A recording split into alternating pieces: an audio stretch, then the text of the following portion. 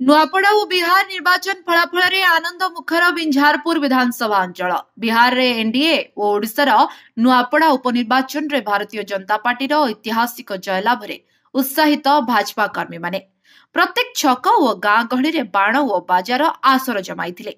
साधारण जनता मध्य खुशी रे विभोर होइतिबार देखबाकू मिलिछि। कर्मी माने परस्पर मध्य मीठा खुआई आनंद रे विभोर हेउछन्ति।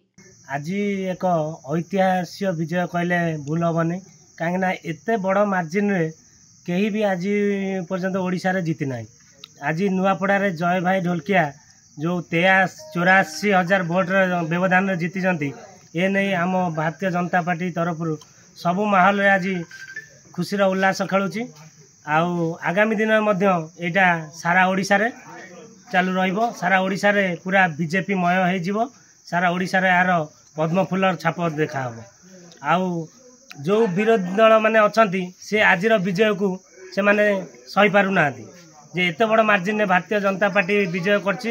ए नहीं से माने बहुत माने मीडिया आगे हो बहुत विभ्रांतकर तथ्य दौरान जहाँकि 24 वर्ष पूर्व जोटा से माने करते से भावुं से काले माने दौड़ किंतु भारतीय जनता पार्टी से एक राष्ट्रीय पार्टी तार स्वच्छ निर्भुल भाव सब बेले निर्वाचन परिचालना होता है एवं से बहु मात्रा रे आज देखु बिहार ओडिशा बिहार में आज बहुत व्यवधान जीति भारतीय जनता पार्टी। युवगोष्ठी कहीं भारतीय जनता पार्टी प्रति बेसी आकृष्ट होती आमर विकास पथरे भारतीय जनता पार्टी आज मोदी सरकार जो विकास लक्ष्य रही 2047 मसीहा भारत विकसित भारत हबार जो लक्ष्य रही सहित युववर्ग माने समस्ते तादे सामिल हो मोदी साथ दे भारत को आउरी सुदृढ़ करने सहित विकास पथर आगे नवाक मोदी एवं मोहन सरकार पचर अच्छा युवक मैंने। निर्वाचन जो आरंभ है आम जानी निश्चित जितब मोहन माझी नरेंद्र मोदी पछरे लोक अच्छा बीजेडी को प्रत्याख्यान करसंता निर्वाचन में प्रत्याख्यान करते भी प्रत्याख्यान करेंगे आसंता आउ 3-4 वर्ष बाद बीजेडी दल रहिबो नाही।